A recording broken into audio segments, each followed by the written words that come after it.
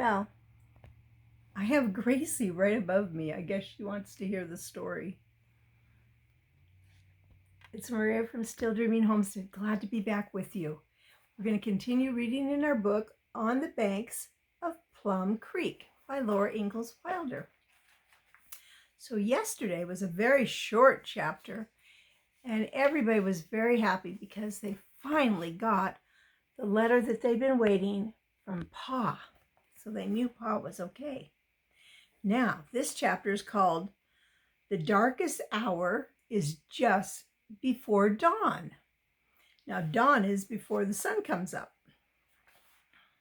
Well, dawn is when the sun comes up. So if it's just before dawn, light isn't quite up yet.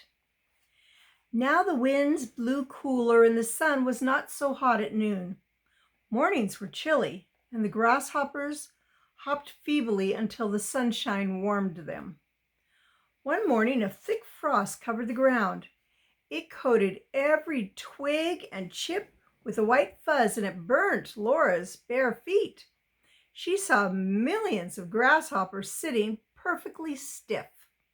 In a few days, there was not one grasshopper left anywhere. Winter was near, and Pa had not come. The wind was sharp, and it did not whiz anymore. It shrieked and it wailed. The sky was gray, and cold gray rain fell. The rain turned to snow, and still Pa did not come. Laura had to wear shoes when she went outdoors. They hurt her feet. She did not know why. Those shoes had never hurt her feet before. Mary's shoes hurt Mary's feet too. All that wood that Pa had chopped was gone. Mary and Laura picked up the scattered chips. The cold bit their noses and fingers while they pried the last chips from the frozen ground. Wrapped in shawls, they went searching under willows, picking up little dead branches that made a poor fire. Then one afternoon, Mrs. Nelson came visiting. She brought her baby Anna with her. Mrs. Nelson was plump and pretty. Her hair was as golden as Mary's. Her eyes were blue, and when she laughed, as she often did, she showed rows of very white teeth. Laura liked Mrs. Nelson, but she was not glad to see Anna. Anna was a little larger than Carrie, but she could not understand a word that Laura or Mary said, and they could not understand her. She talked Norwegian. It was no fun to play with her, and in the summertime, Mary and Laura ran down to the creek when Mrs. Nelson and Anna came. But now it was cold. They must stay in the warm house and play with Anna. Ma said so. Now, girls, Ma said, go get your dolls and play nicely with Anna. Laura brought the box of paper dolls that Ma had cut out of wrapping paper, and they sat down to play on the floor by the open oven door. Anna laughed when she saw the paper dolls. She grabbed into the box and took out a paper lady and tore her in two. Laura and Mary were horrified. Carrie stared with round eyes. Ma and Mrs. Nelson went on talking and did not see Anna waving the halves of paper from the paper lady and laughing. Laura put the cover on the paper doll box, but in a little while Anna was tired of the torn paper lady and wanted another one. Laura did not know what to do, and neither did Mary. If Anna did not get what she wanted, she would bawl. She was little, and she was company, and they must not make her cry. But if she got the paper dolls, she would tear them all up. Then Mary whispered, "Get Charlotte. She can't hurt Charlotte." Laura scurried up the ladder while Mary kept Anna quiet. Darling Charlotte lay in her box under the eaves, smiling with her red yarn mouth and her shoe button eyes. Laura lifted her carefully and smoothed her wavy black yarn hair and her skirts. Charlotte had no feet, and her hands were only stitched on the flat end of arms because she was a rag doll. But Laura loved her dearly. Charlotte had been Laura's very own since Christmas morning long ago in the big woods of Wisconsin. Laura carried her down the ladder, and Anna shouted for her. Laura put Charlotte carefully in Anna's arms, and Anna hugged her tight, but hugging would not hurt Charlotte. Laura watched anxiously while Anna tugged at Charlotte's shoe-button eyes and pulled her wavy yarn hair and even banged her against the floor. But Anna could not really hurt Charlotte, and Laura meant to straighten her skirts and her hair when Anna went away. At last the long visit ended. Mrs. Nelson was going home and taking Anna. Then a terrible thing happened. Anna would not give up Charlotte. Perhaps she thought Charlotte was hers. Maybe she had told her mother that Laura had given her Charlotte.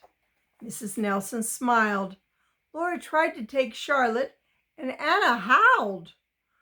"I want my doll," Laura said, but Anna hung to Charlotte and kicked and bawled. "For shame, Laura," Ma said. "Anna's little and she's company. You're too big to play with dolls anyway. Let Anna have her." Laura had to mind Ma. She stood at the window and saw Anna skipping down the knoll, swinging Charlotte by one arm. "For shame, Laura," Ma said again. "A great girl like you sulking about a rag doll? Stop it this minute. You don't want that doll. You hardly ever play with it. You must not be so selfish." Laura quietly climbed the ladder and sat down on her box by the window. She did not cry, but she felt crying inside her because Charlotte was gone. Pa was not there, and Charlotte's box was empty. The wind went howling in the eaves. Everything was empty and cold. "I'm sorry, Laura," Ma said that night. "I wouldn't have given your doll away if I knew you cared so much. But we must not think only of ourselves.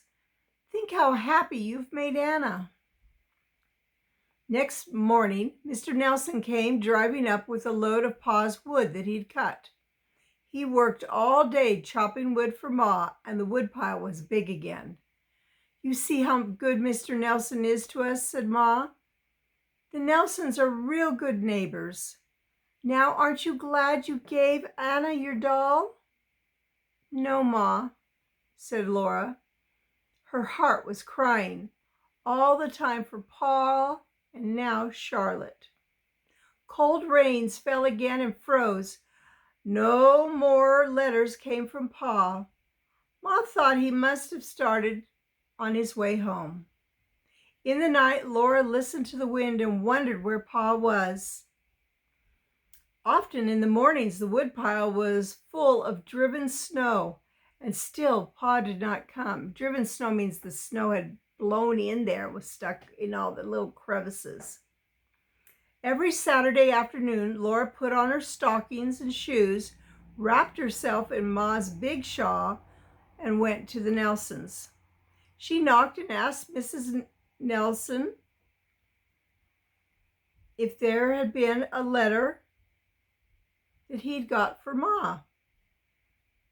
She would not go in. She did not want to see Charlotte there. Mrs. Nelson said no letter had come, and Laura thanked her and went home. One stormy day, she caught sight of something in the Nelsons' barnyard. She stood still and looked. It was Charlotte, drowned and frozen in a puddle. Anna had thrown Charlotte away. And there she is. Can you see her?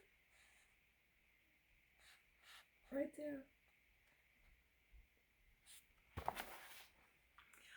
Laura could hardly go to the door. She could hardly speak to Mrs. Nelson. Mrs. Nelson said the weather was so bad that Mr. Nelson had not gone to town. but he would surely go next week. Laura said, "Thank you, ma'am," and turned away. Sleeky rain was beating down on Charlotte. Anna had scalped her, tore out all of her yarn hair. Charlotte's beautiful wavy hair was ripped loose, and her smiling yarn mouth was torn and bleeding red on her cheek. One button eye was gone, but she was still Charlotte. Laura snatched her up and hid her under her shawl.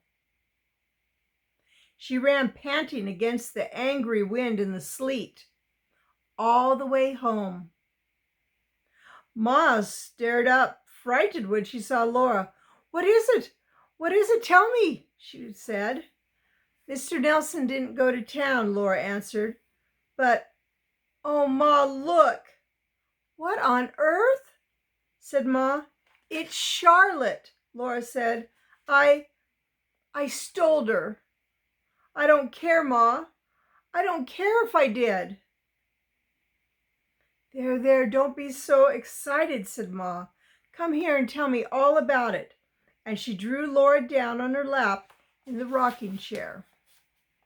They decided that it had not been wrong for Laura to take back Charlotte.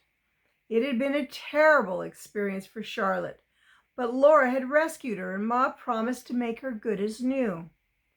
Ma ripped off the torn hair and the bits of her mouth and the remaining eye and her face. They thawed Charlotte and wrung her out, and Ma washed her thoroughly clean and starched and ironed her, while Laura chose from the scrap bag a new pale pink face for her and new button eyes. That night when Laura went to bed, she laid Charlotte in her box. Charlotte was clean and crisp. Her red mouth smiled. Her eyes shone black, and she had golden brown yarn hair braided in 2 wee braids, tied with blue yarn bows. Wee means little. Laura went to sleep, cuddled against Mary under the patchwork comforters. The wind was howling, and sleety rain, that means mixed with snow, beat on the roof. It was so cold that Laura and Mary pulled the comforters over their head. A terrific crash woke them. They were in the dark, scared, under their comforters. Then they heard a loud voice downstairs that said, "I declare, I dropped that armload of wood, didn't I?" Ma was laughing. "You did that on purpose, Charles, to wake the girls." Laura flew screaming out of bed, and screaming down the ladder. She jumped into Pa's arms, and so did Mary. Then what a racket of talking, laughing, jumping up and down. Pa's blue eyes twinkled. His hair stood straight up. He was wearing new whole boots. He had walked 200 miles from eastern Minnesota. He had walked from town in the night in the storm. Now he was here. "For shame, girls, in your nightgowns," said Ma. "Go dress yourselves. Breakfast is almost ready." They turned faster than ever before. They tumbled down the ladder and hugged Pa, and washed their hands and faces and hugged Pa again. And he smoothed their hair and hugged them. Jack waggled in circles, and Carrie pounded the table with her spoon and sang, "Pa's home, Pa's home." At last they were all at the table. Pa said he had been too busy toward the last to write. He said, "They kept us humping on that thrasher before dawn till after dark." Humping means working. "And when I could start home, I didn't stop to write. I didn't bring any presents either, but I've got money to buy them." "The best present you could bring us, Charles, was coming home," Ma said. After breakfast, Pa went to see the stock. They all went with him, and Jack stayed close at his heels. Pa was pleased that Sam and David and Spot looked so well. He said he couldn't have taken better care of everything himself. Ma told him that Mary and Laura had been a great help to her. Gosh, Paul said, it's good to be home. Then he asked, what's the matter with your feet, Laura? She had forgotten her feet. She could walk without limping when she remembered to. She said, my shoes hurt, Pa. In the house, Pa sat down and took Carrie on his knee. Then he reached down and felt Laura's shoes. Ouch! My toes are tight, Laura exclaimed. I should say they are, said Pa. Your feet have grown since last winter. How are yours, Mary? Mary said her toes were tight too. Take off your shoes, Mary, said Pa, and Laura, you put them on. Mary's shoes did not pinch Laura's feet. They were good shoes without one rip or hole in them. They will look almost new when I've greased them well, said Pa. Mary must have new shoes. Laura can wear Mary's, and Laura's shoes can wait for Carrie to grow into them. It won't take her long. Now, what else are we lacking, Carolyn? Think what we need, and we'll get what we can of it. Just as soon as I hitch up, we're all going to town. Wow. Well, what a wonderful, thankful time they're having with Pa home again. Even though Pa scared them by dropping that armload of wood on the floor so it'd make a loud racket. Let's see how Gracie's doing above me. How you doing, Gracie? Kiki. Did you like the story? Gracie, come here, baby. Hi, baby. She's so tired. Can you see her little face? She's not letting you see her face too well. Here we go. Gracie. Hello. Anyhow, I hope you liked that story. I did. I love a happy ending. And that was certainly a very happy ending. And Gracie just loves to be let alone so she can take a little cat nap. Well, it's Maria from Still Dreaming Homestead. I want to pray blessings on you and yours in your house, out of your house, and in the day and night. And whatever you do, keep dreaming. Remember, if you haven't subscribed yet, please subscribe. And after you do, a little bell will come up. Excuse me, I have the hiccups. Little bell will come up, and if you tap on that, you'll get notifications of when I put out new videos. All right. God bless you. I'll be reading to you tomorrow. Good night.